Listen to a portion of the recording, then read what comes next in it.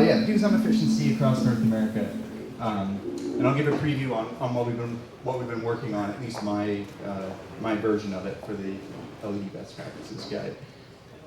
So we're in Oregon. We're at energy efficiency event. So I have a feeling we're preaching to the converted here. Just a sense. Who here are cultivators?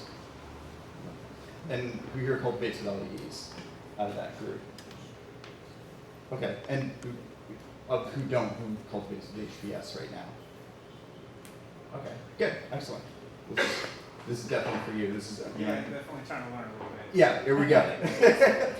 So I've helped a lot of growers convert over. I've grown. I design LED grow lights. I've been growing cannabis with them since before I should talk about it. We run all our own trials at our lab, so we've been doing this for a while and helping people get through it. So Oregon itself, I don't need to tell you how this market operates. We hear lots about it on the East Coast all the time. But efficiency here is partially in the culture, but partially out of economic necessity. In Massachusetts, where I'm from, it's not part of the conversation yet, not at all, because everyone is selling every gram that they produce, and the cost of production at this point doesn't matter. So we're not thinking about it. But I appreciate Oregon being on the forefront of this and starting this conversation. So you all will provide the case studies in the future for when all the other states eventually start to have this discussion. I came from the indoor ag vegetable industry, and they have to do this from the very beginning because they're making their margins look worse than Oregon cannabis farms, much worse. Well, they all lose money at this point, but that's another thing. So yeah, there's a lot of resistance. I guess with good reason. Light is the number one nutrient, and I think we take that for granted as cultivators a lot. We concentrate on soil nutrition, everything else, but light is it. And by switching the light source, we are switching everything. We're switching the number one nutrient, and I think a lot of people don't have the patience that they should have when they're thinking about this as a transition. If you switch chemical fertilizers, would you say it sucks after one run? No, probably not, especially if other people are having success with it. And I think that other than buying a light meter, which I'll get to, that's the number one thing to consider. It's a big change. And the problem with it is that all HID bulbs, they're glorified lanterns, right? You take a lot of electrical current and you put them over an element, and they're all basically the same. I mean, you could swap bulbs of different manufacturers into different fixtures. And HID, CMH, they're all just flavors of the same thing. They're very close together. There is no standard for LED grow lights. They all look different. They all perform different. They all have different spectra. Honestly, 90% of them are junk, especially, yeah.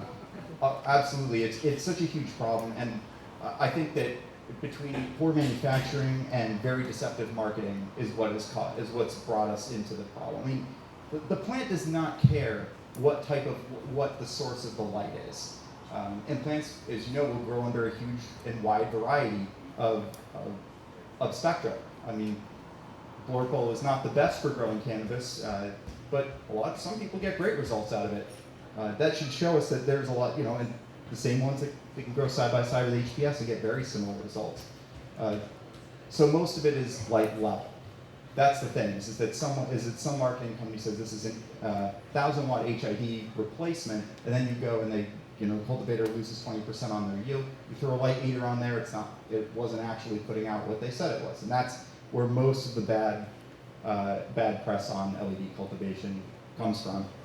I think we will eventually get to some standard fixtures, but it's going to be a while.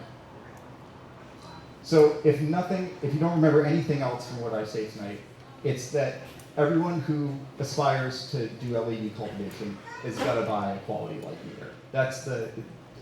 And I put this one up here. There are others, but an Apogee MQ500 will measure every horticultural source, past, present, and future, with excellent accuracy. There are others, but don't waste your time on the $100 to $200, the green little hydrofarm timer. or try to use a lux meter and like back calculate, you'll just get into trouble.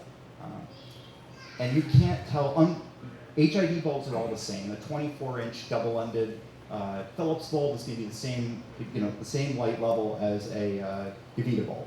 You can kind of wing it, and you can also sense it really well with heat on your hand. Cannot do that with LEDs. You can't tell with your eyes either what the part level is. Number two is you don't need an expensive one, a cheap IR temperature gauge, for just being able to shoot the leaves and see what their temperature is. Because really, at the end of the day, we care about what temperature the plant is, and the heating characteristics of an LED fixture and an HID fixture are very different. So you need to look at the leaf temperature. That's the temperature that matters. The air is not as important. And third thing is CO2 is CO2 is very important. I don't think I have to explain that. Even the most expensive systems that are deployed in indoor ag today, maddeningly, the CO2 is often way out of calibration. The CO2 meter internal to it that's dosing your room. And the only reason that nobody knows it is no one has a more accurate meter to cross-check that. This meter is excellent at that. It has the right sensor in it, and it's one of the only ones that I know of that will do it. And it's easy to get recalibrated, and you can calibrate systems to it. So I bring these to every consult, and all the quality lighting companies, they all have staffs that people's only job is to get you up and running with whatever retrofit you've done with cultivating with LEDs. If you have these tools, you will have a much better experience and ability to interface with the people who are trying to help you at those companies to figure out what is going on and get you up and running as quick as possible. And this is the other mantra I preach: is you got to give it three. No matter what happens, you got to give it 3 crop cycles. You're just not gonna hit it out of the park on the first go round.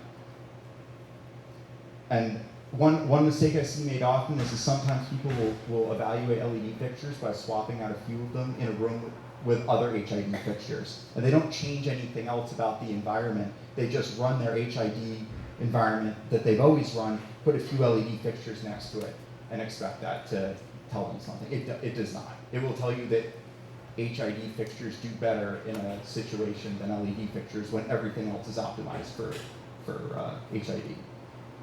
That's all it tells you.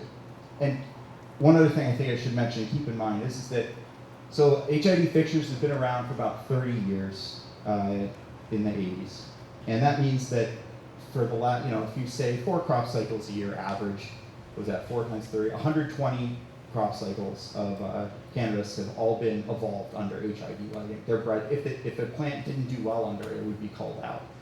So you're fighting against a little bit of this too. Some cultivars do better under HID lighting than others. Some do better under LED lighting. So watch out for that. And remember that the plant has been evolved indoors to grow under this particular light in this particular regimen. So you have to give it some time. Number one nutrient is changing. You have to be prepared to kind of adjust everything.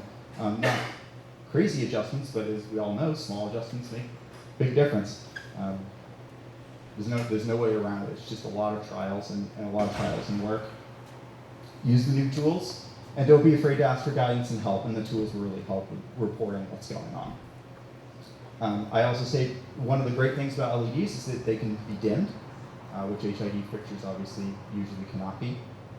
And start low. Don't try to get the best yield out of it the first time. That way, as you come up, you will learn things, and you will learn them more effectively because the problems won't happen as quickly and as severely as if you were running, I see people, again, without a light meter, turn their new system on. They're running 1,000 or 1,200 BPFD, and they run into problems. They run into the most severe problems very quickly because their HID was only running at 1,000 or 800 or something lower. And incremental changes. You have to change lots of things at once. I like to say, science has no place in a business usually. This is engineering where we have to just do well enough with what we think is going to work. But try to document and try to do it in as controlled a fashion as possible. And people who take those steps, they ultimately are almost always successful with sooner than 3 crop cycles. And everyone in here is cultivator, but most of the time I'm giving this speech to the finance person who is pressuring the cultivator to get those results on this expensive system that they've just paid all this money to install.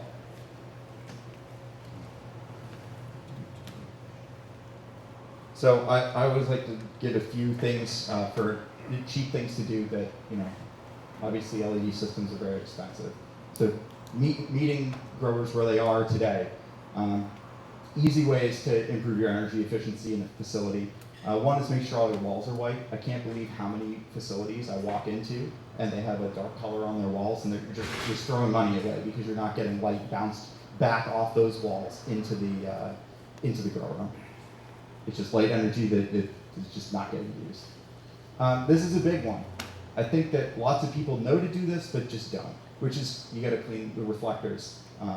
Whether it's LED and your optics, whether it's LED or HID, anything that light is passing through to get to the top of the canopy, if it's dirty at all from sprays, bugs, just time, it knocks down the efficiency of the fixture a lot. I've seen both HID and LED fixtures that are knocked down 20% just because it's on there's scuzz on it's got a thick layer of scuzz. It looks like it's diffused almost on the fixture itself. Anyone who runs solar panels, by the way, same thing, clean your solar panels. Little organic, background thing is consider cover cropping. It can reduce your humidity if your cultivation style allows for that. And most places can run a bit hotter with higher CO2 levels. Photosynthesis works at hotter temperatures when at a higher CO2 concentration. This allows you to run your HVAC a little less, and CO2 is cheap compared to electricity saved on the HVAC. And if anyone here is still running T5s for veg, that is a great way to, replacing those either with LED fixtures or replacing the T5 tubes with LED replacement tubes is a great way to get intro to LED, to LED cultivation. Start getting a little bit more familiar with, the heat profile and how those bulbs operate, and is much easier to adapt to than flowering under them. So I'm sure we will talk about some of these things later. But without further ado, Justin.